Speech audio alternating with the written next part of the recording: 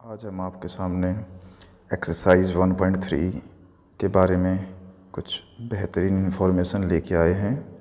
इस एक्सरसाइज के अंदर आपको जो भी क्वेश्चन दिए गए होंगे उनको इरेशनल प्रूव करना है, पर किसी भी नंबर को इरेशनल प्रूव करने के लिए उससे पहले आपको इरेशनल रैशनल क्या होता है इसके बारे में पता होना चाहिए। तो सबसे पहले आपको बताते हैं कि कोई भी संख्या रैशनल या इरेशनल कैसे होती है।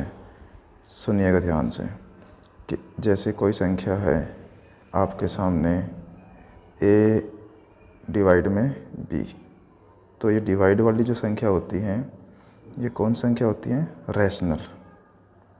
अब जैसे 5 है, 5 को आप क्या रैशनल बोल सकते हैं? बोल सकते हैं, क्योंकि डिवाइड में कुछ नहीं है तो क्या है उसके 1 होगा।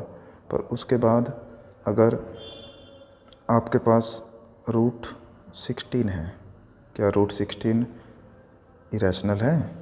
ये भी आपको ध्यान रखना होगा। रूट के अंदर जो वैल्यू 16 है उसके आप फैक्टर बना सकते हैं 4 × 4, और रूट से बाहर निकल के क्या निकल जाएगा? ओनली 4। तो इसका मतलब रूट 16 क्या है? रैशनल नंबर है, ना कि इरेशनल नंबर।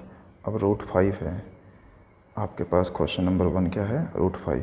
तो रूट 5 के आप फैक्टर नहीं बना सकते, रूट से बाहर नहीं निकल सकता ये, तो इस वजह से ये इरेशनल नंबर है। पर हमें किसी भी इरेशनल नंबर को इरेशनल प्रूव करना है तो उसके लिए हम क्या करते हैं, एक थ्योरम है उसके अकॉर्डिंग हम इसको अपोजिट लेके चलते हैं। मान लेते हैं कि यह एक रैशनल नंबर है।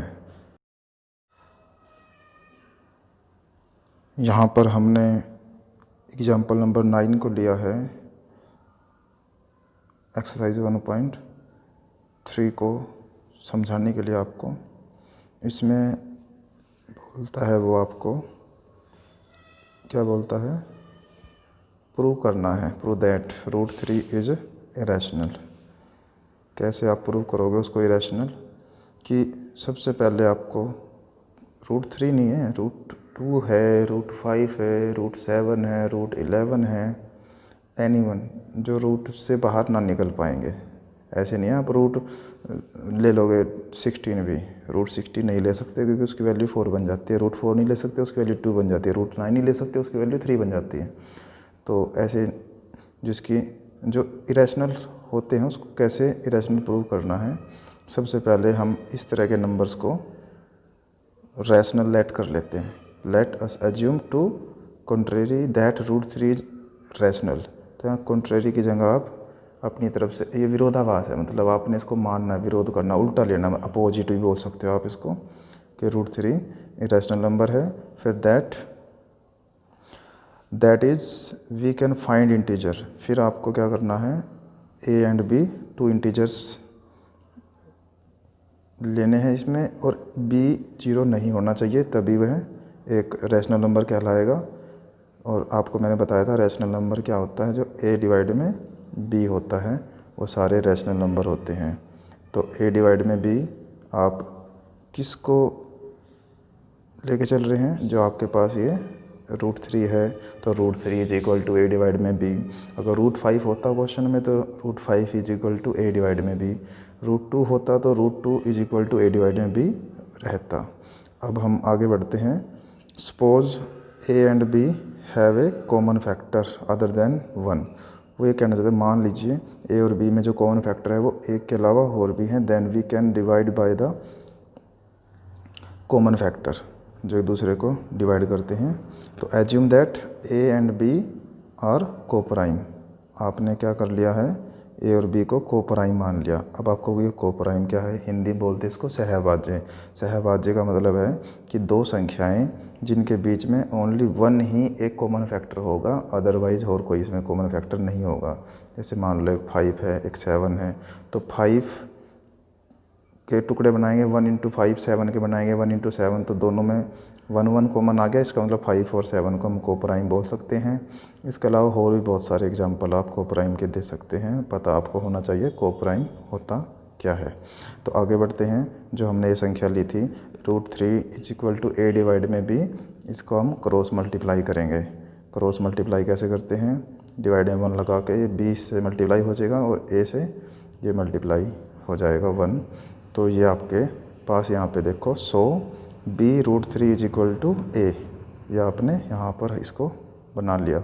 उसके बाद है स्क्वेयरिंग ऑन बोथ साइड। जो आपने ये तैयार किया है इसके बोथ साइड आप स्क्वेयर करेंगे और फिर वी गेट क्या होगा, दोनों साइड स्क्वेयर करेंगे तो इसके ऊपर भी स्क्वेयर आ जाएगा और यहाँ पर भी स्क्वेयर आ जाएगा। तो b का स्क्वेयर तो b स्क्वेयर और √3 का स्क्वेयर ओनली फुल 3 और a का स्क्वेयर a स्क्वेयर आपका बन चुका है। उसके बाद फिर आप क्या करने वाले हैं कि therefore a square is divisible by 3। यहाँ से आपको पता लग गया है कि जो a स्क्वेयर है वो 3 से डिवाइड होता है, क्योंकि यहाँ मल्टीप्लाई है, इधर आके डिवाइड हो जाएगा। तो 3 a स्क्वेयर को डिवाइड कर रहा है, थ्योरम भी कहती है। उसके अलावा वो कहता है तो a भी डिवाइड करेगा 3 को, ठीक है ना, बाय 3, डिविजिबल बाय 3। a भी 3 को डिवाइड करेगा। मतलब a स्क्वेयर 3 को डिवाइड करता है तो a को भी 3 डिवाइड कर देगा। सो वी कैन राइट, फिर हम इसको इस तरह से लिखेंगे a = 3c for some integer c। तो हम अपनी तरफ से एक इंटीजर c मान लेते हैं। तो इसके बाद फिर हम उस स्टेटमेंट के साथ भी यही करेंगे जो हमने अभी माना है कि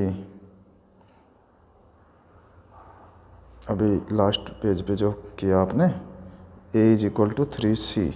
तो फिर a = 3c है जो, वहाँ पर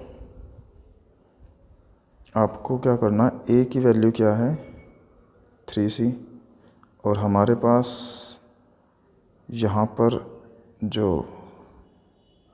पॉइंट्स हैं ये a3b² = a स्क्वेयर। अब a की जगह आप 3c पुट करेंगे तो a स्क्वेयर की बजाय 3c का स्क्वेयर, मीन्स 3c का स्क्वेयर का मतलब हो जाएगा कि आपके पास b 3b² तो है ही वहाँ पर, 9 3 का स्क्वेयर 9 बन जाएगा और c का c स्क्वेयर हो जाएगा। तो इस तरह से 3 से 9 कैंसिल हो जाने पर b² = 3c आ जाएगा।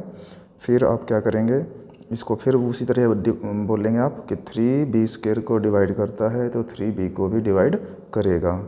मीन्स यहाँ पे लिखा हुआ देखो, this means that b² is divisible by 3 and so b is also divisible by 3 according to theorem. Therefore a and b have at least 3 as a common factor. तो कम से कम दोनों में 3 कॉमन फैक्टर आपने निकाल दिया। उसके बाद बट दिस कंट्राडिक्ट, मतलब जो आपने ये विरोध कर रहे हैं, the fact that a and b are coprime, वो बता रहा है कि ये आपस में को प्राइम है। This contradiction has